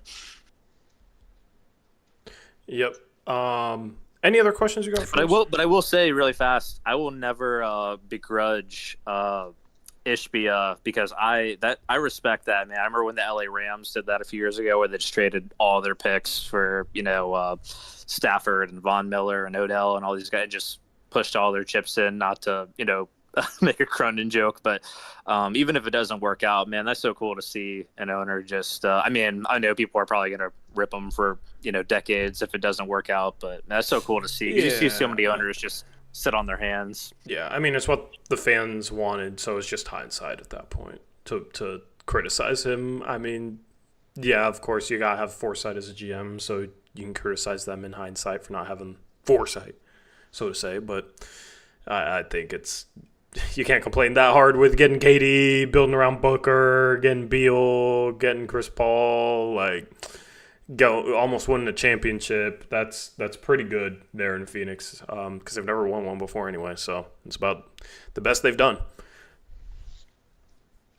Yeah, it's wild to see because I remember, wasn't it the bubble where they won 8 straight games and closed out the bubble, and then then they go to the finals, and then I believe they were the 1 seed the year after that. That was the year they choked to Dallas, I think, in the second round. But yeah, it's really cool because I remember they were like a laughing stock for ages in the 2010s. Hopefully that's the Blazers up next, man. But yeah, man, good to hear from you. What's the next stadium on your next journey? Friday, I'm gonna go to Memphis. It'll be really cool. I've seen they're playing the Knicks, and I've seen Mikal Bridges play for. It was actually funny. I don't know if I mentioned this before. I saw Mikal Bridges play for 2 different teams in like a 2 or 3 week span because I saw him play in Phoenix, and then I saw him play. Then he gets traded in the KD trade. And then I went to a Bulls game where they were playing the Nets. So I literally saw Mikal play for 2 different teams in 2 or 3 weeks or whatever it was. So assuming he plays because he's Iron Man, he plays every game. It'll just be cool to and then obviously Jaw and Jaren Jackson and but that'll be the last one for this season. So that'll be 11 arenas. And then next season I'm gonna try to do 4. That way I can say I'm halfway there. But yeah, that's the next one is Memphis next Friday. Yeah, Gregory says Memphis is a fun arena, so hopefully you enjoy that, man. But I appreciate you calling in, brother. Yeah, for sure. So nice talking to you guys. Yeah, good to hear from you. Bye, Alex. Love you. Over to you. Night, guys. See ya. Aw, you said it back. He hesitated, though. Yeah. He hesitated. That's fine. I'll take it. You'll take the hesitation. You know what it's time for? We got to wrap up this stream with some Tankathon. There's also a trade down scenario that we're going to talk about after this, okay? All right. Yeah. All right, so Blazers, they've been at 9. They are a game and a half away from 10th. They are 2 games away from 8th, so they're closer to 10 than 8. This 4-game stretch is really going to just, like, completely take us out of the 8-7-6 range, huh? Mm-hmm. Brooklyn, Washington, Utah, disgusting. Oh, Brooklyn won again today. Yeah, I mean, that's a very important tank game, man. That's a very important tank game. The Blazers, man, they want to win 30 games this year. They want to win 30 games. So, yeah, definitely tougher. You're only, I guess, 3.5 behind Philadelphia, but they can't win, dude. I did not think they would still be doing this bad. They are a wreck. So, I don't know. I don't even want to talk more about the picture. Let's just simulate it, scroll up, and see if we can get lucky from the 9th spot. All right. So, at 14, you got Miami via Golden State. At 13, you got Atlanta via Sacramento. At 12, you got Houston via Phoenix. At 11, you got San Antonio via Atlanta. At 10, you got San Antonio. At 9, you have the Portland Trailblazers. Tankathon's getting boring. We're just always at 9. At 8, you have... That's what happens when you're 9. Yep. We should try going higher by going lower. OKC via Philadelphia. So you had Brooklyn and Chicago move up. At 7, you got Toronto. At 6, you got Charlotte. At 5, you got Utah. So you also got Washington and New Orleans up there. At 4, Washington Wizards. At 3, New Orleans Pelicans. At 2, the Chicago Bulls, which means Brooklyn gets the number 1 overall pick. Like I said, very important tank game. All right, Eric. Ethical tanking. In this scenario, you know what trade I'm offering from 9? Who has 2 picks? Probably a bunch of teams. Look at all these traded picks. Yeah. Is that what it is? Can you? Yeah. 2 picks in this draft. Can you guess which ones make the most sense? Like OKC at 15 and 20. Yeah, that actually makes sense. But I was eyeing Atlanta, 13 and 24. Oh, okay. Because I have a clear-cut top 22. There's a pretty good chance that like one of those guys falls to 24, right? Mm-hmm. So I'm looking at it like, all right, at 13, you could still have maybe Con Knipple there or Liam McNeely. I mean, just think about it, right? Like, Asa Newell probably gone. You got some other guys, like we went over our big board. I can't envision all of them right now. So, but at 13, maybe Knipple's still on the board. Maybe McNeely's still on the board, right? You get your shooter, right? 24, maybe there's an upside guy at that point in the draft. Maybe it's a Danny Wolf being there at 24. Somebody that can maybe swing 4 or 5. I do like OKC at 15 and 20, though, because... I mean, at 20, maybe you get like a Rasheer Fleming would be interesting, right? That's what I would do if I was Portland. I would see if one of those teams, especially OKC because they have a lot of picks, if OKC wants to trade up to 9. Now, I would be scared about like gifting OKC the next Jalen Williams, and it's like, damn, we should have just drafted him. So that's why I'd prefer to do it with Atlanta because that would be brutal. But, yeah, you got some trade down possibilities. For sure. I mean, Brooklyn has 3 picks. I don't think Portland's going to want to add 3 guys. Also, Orlando, 16 and 25. That's a little light, in my opinion. But, yeah. I would definitely be looking to trade down for 2 picks in that range from 9. Yeah, not a bad idea in this draft. Yeah, but, like, let's just assume our top 7... which is Flag, Harper, Bailey, Edgecombe, Yakuchonis, Trey Johnson, and Derek Queen. Let's say those guys are off the board. Who are your next 2 prospects that you'd want Portland to take at that pick? At 9? Yeah.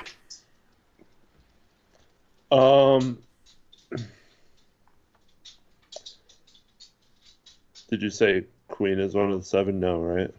Yeah, Queen's one of our 7. Yeah. One of the top 7. Okay. then I'm probably looking at Newell. All right, so let's say he goes 8. Who are you drafting then? All right. Oh,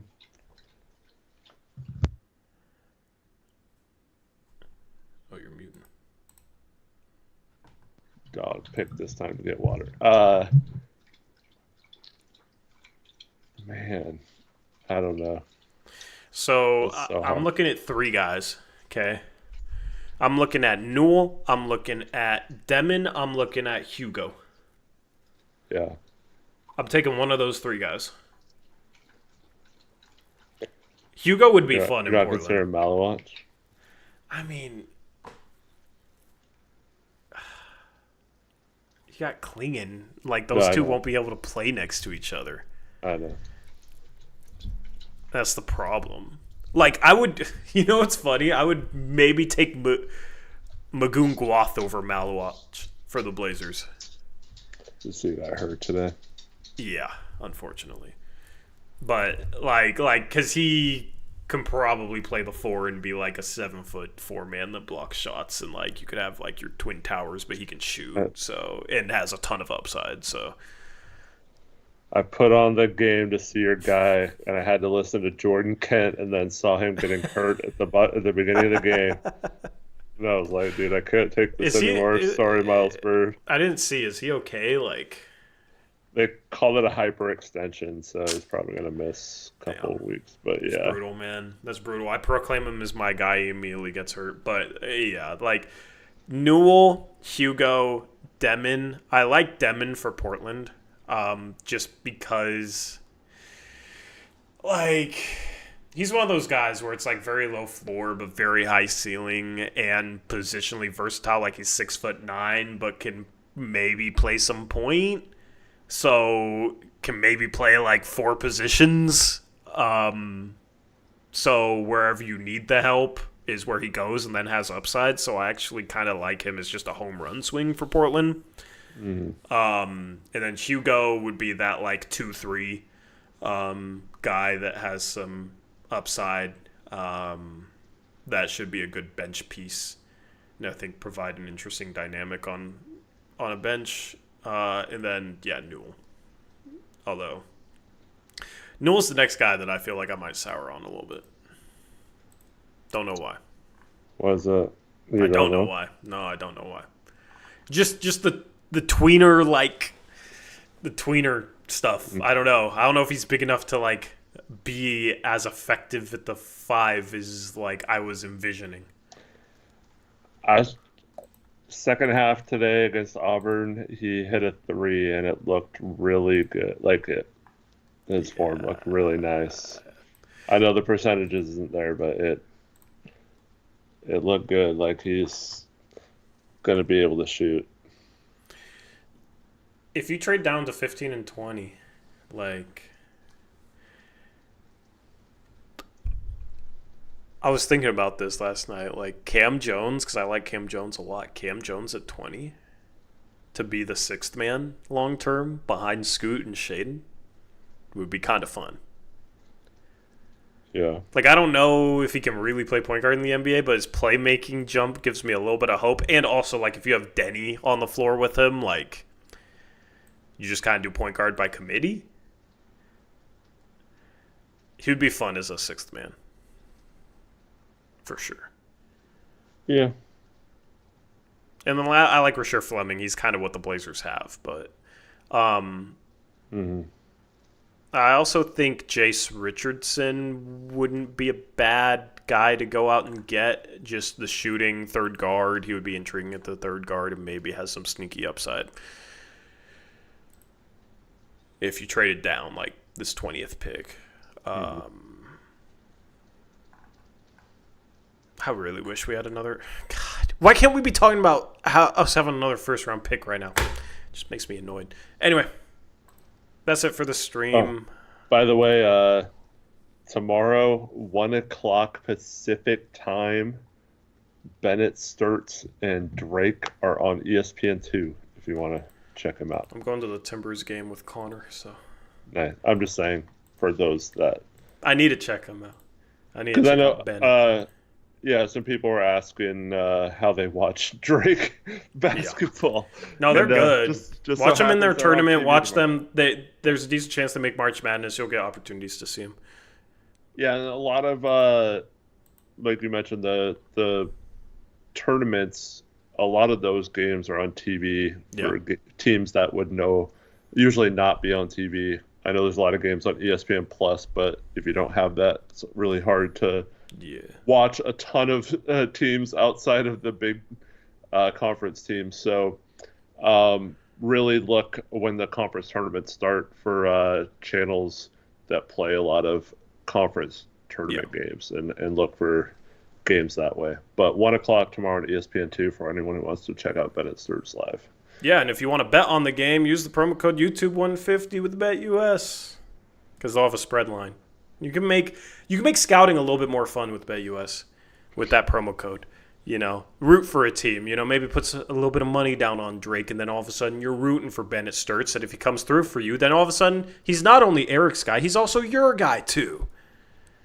That promo code gives you 150% bonus, followed by 225% bonuses. That's 3 bonuses, up to $2,000. Shout out to BetUS for sponsoring the postgame. We'll be back on Monday. 2 streams on Monday. Looking forward to that. And yeah, enjoy the rest of your weekend. Anything else, Eric? Thanks for watching, everyone. Like Tori said, hope you have a good rest of your weekend and hope to see you guys on Monday. Yep. Appreciate you guys. We will see you later. Blazers win. They destroy the Hornets. 53-point win. Crazy, crazy numbers. Seasonal high for points scored for the Blazers. 4 players with at least 20 points. Simons, 25. Camara, 20 points, 10 rebounds, 6 assists. Holds LaMelo Ball to 1 for 10 shooting from the field in less than 30 minutes from him. Phenomenal performance. Chat voted it earlier in the stream as the best individual performance of the season, taking into account the rebounding, the playmaking, the scoring, the defense. Camara does it all. His breakout. He's like having another breakout right now. It's been a lot of fun to watch. So anyway, shout out BetUS. We are out of here. We will see you on Monday. Until then, as always, peace out. Go Blazers.